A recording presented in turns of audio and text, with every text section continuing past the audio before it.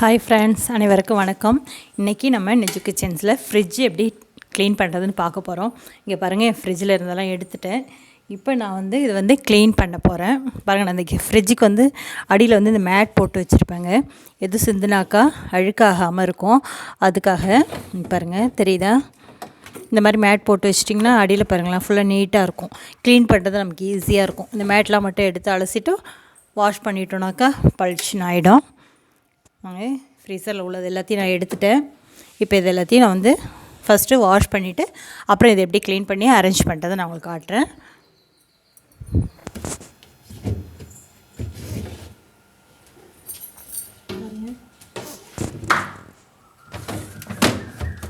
இது எல்லாத்தையும் ஒன்று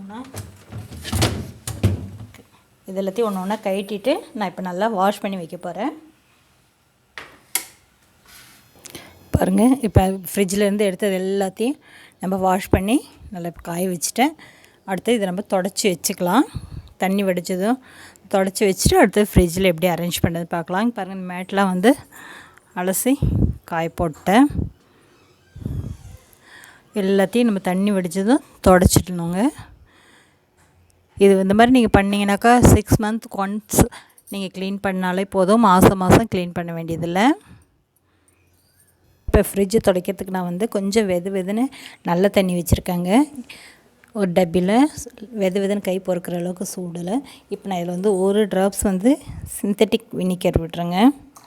சும்மா அவ்வளோதாங்க. அடுத்தது பாருங்கள், ஒரு ஹாஃப் லெமன். எதுக்குன்னா இது நல்லா ஸ்மெல் நல்லாயிருக்கும், ஃப்ரெஷ்ஷாகவும் இருக்கும் உங்களுக்கு. ஃப்ரிட்ஜ் வாஷ் பண்ணோன்னாக்கா பாருங்கள், அது ஒரு 2 ட்ராப்ஸ் விட்டுங்க. இவ்வளோதாங்க. இதெல்லாம் நம்ம நல்லா மிக்ஸ் பண்ணிவிட்டு இப்போ இதை வச்சு நல்லா க்ளீன் பண்ண போகிறோம். இப்போ பாருங்கள், நம்ம துடைக்க ஆரம்பிச்சிட்டோம். மேலையெல்லாம் நான் காஞ்சி துணி வச்சு ஃப்ரிட்ஜுக்கு மேலையெல்லாம் துடைச்சிட்டேன். பாருங்கள், இப்போ நம்ம துணி வச்சு துடைக்க ஆரம்பிச்சிட்டோம். பாருங்கள், ரொம்ப அழுக்கே இருக்காதுங்க. நம்ம அதில் அந்த மேட் போட்டு வச்சுட்டதால ரொம்ப அழுக்கு இருக்காது. நம்ம இந்த துணி வச்சு ஒரு வாட்டி நல்லா எல்லாத்தையும் டீப்பாக நல்லா அழுத்தி தொடச்சிங்க. அந்த லெமன் ஸ்மெல்லுக்கும் அந்த வினிகர் போட்டிருக்கிறதால ஃபுல்லாக ஏதாவது 1-2 கரை இருந்தால் கூட வந்துடும். பாருங்கள், இந்த ஃப்ரிட்ஜ் வாங்கி நான் 10 இயர்ஸ் ஆகிடுச்சு. எப்படி இருக்குதுன்னு சொல்லிட்டுன்னு ஸ்மெல்லே வராதுங்க. ஃப்ரிட்ஜில் நம்ம மெயின்டைன் பண்ணுறதுல தான் இருக்குது. எந்த பொருளையும் திறந்தே வைக்காதீங்க. எல்லாமே க்ளோஸ் பண்ணி பாக்ஸ் போட்டு வச்சிட்டிங்கன்னா எவ்வளோ நாளானாலும் நீட்டாக இருக்கும். பாருங்கள், மேலே உள்ள ஃப்ரீசர் க்ளீன் பண்ணிட்டோம். எவ்வளோ பளிச்சுன்னு ஆயிடுச்சு பாருங்கள். அதை வச்சு தொடச்சிட்டு ஒரு ட்ரை கிளாத் வச்சு தொடச்சிட்டோன்னா டவல் வச்சு சரியாக போச்சுங்க. வெரி சிம்பிளுங்க. ரொம்ப கஷ்டப்பட வேணாம் நீங்கள் துடைக்கிறதுக்கெலாம். ஒரு வாஷ் பண்ணிங்கனாலே ஃபுல்லாக க்ளீன் ஆகிடும். பாருங்கள், க்ளீன் பண்ணிட்டோம் மேலே ஃப்ரீசரு. இப்போ அடுத்தது நம்ம இப்போ கீழே க்ளீன் பண்ண போகிறோம். பாருங்கள், இப்போ கீழே துடைக்க ஆரம்பிச்சிட்டோம். பாருங்கள், நல்லா துணி வச்சு மேலேருந்து கீழே வரலையும் நல்லா துடைச்சிங்க. ஃபுல்லாக எல்லா போர்ஷனையும் அந்த சைடில் இருக்குது பாருங்கள். அந்த சைடில் இருக்கிறத நல்லா துடைங்க. ஃபுல்லாக துடைச்சிட்டிங்கன்னா அதில் உங்களுக்கு அழுக்கே வராது. ஃபுல்லாக எல்லாத்தையும் அதே மாதிரி துடைச்சிங்க.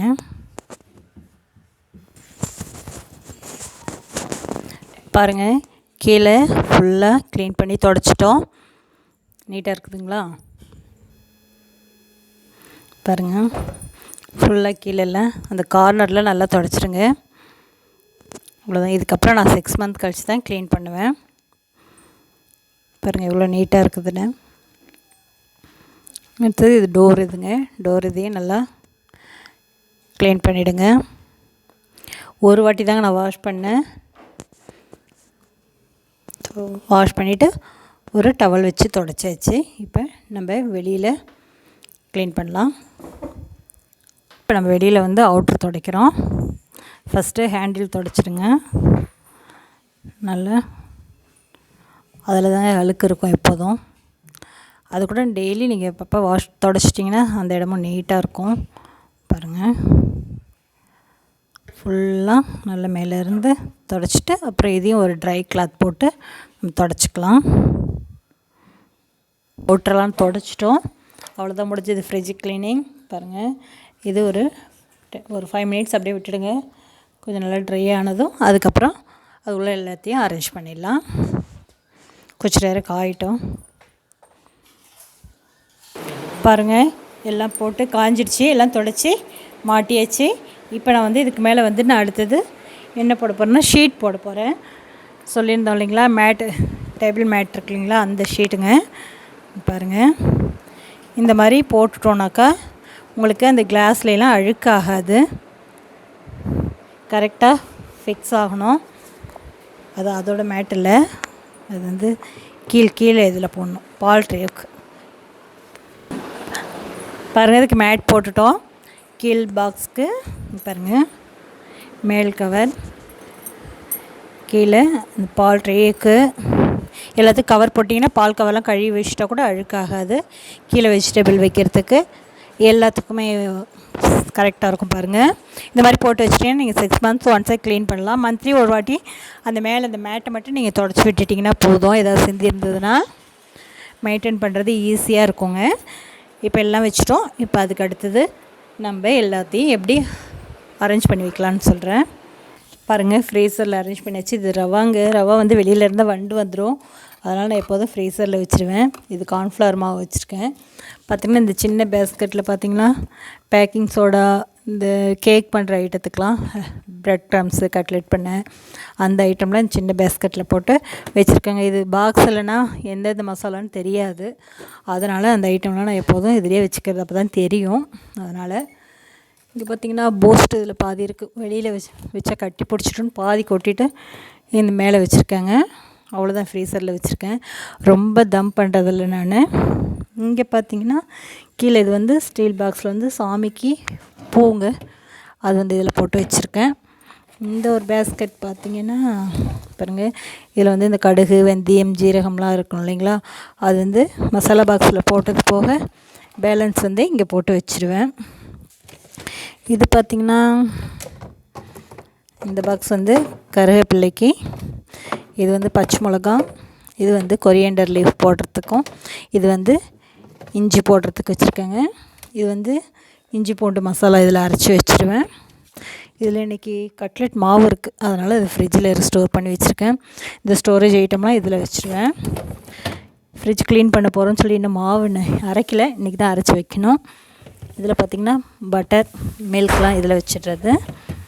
பாருங்கள், இதில் வெஜிடபிள்ஸ்லாம் வாஷ் பண்ணி கவர் போட்டு வச்சிடுறதுங்க.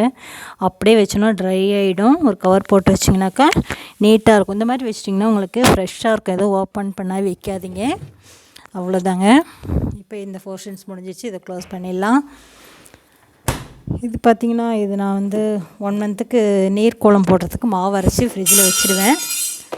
அப்பப்போ எடுத்து போட்டுட்டு திரும்பி உள்ளே வச்சுருவோம். கொஞ்சம் எடுத்து போட்டுட்டு, இதுவும் சாமிக்கு பூ இருக்குது. இது வந்து மெடிசன்ஸ் வைக்கிறது. இப்போ இந்த மாதம் நான் இது மெடிசன்ஸ்லாம் வாங்கலை, வைக்கல ஒன்றும். இது உள்ள பார்த்திங்கன்னா சாஸ் ஐட்டம்லாம் இருக்குங்க. Tomato sauce, soya vinegar, seasoning எல்லாம் அதுக்குள்ளே இருக்குது. ரெட் சில்லி சாஸ்லாம். இங்கே பார்த்திங்கன்னா இன்னும் பாட்டிலாம் வாஷ் பண்ணிவிட்டு தண்ணி எடுத்து வைக்கணும். இவ்வளோதாங்க. ஃப்ரிட்ஜ் இந்த மாதிரி நீட்டாக க்ளீனாக வச்சுங்க, சுத்தமாக வச்சுங்க. ஸ்மெல்லே வராது, ஃப்ரெஷ்ஷாக இருக்கும்.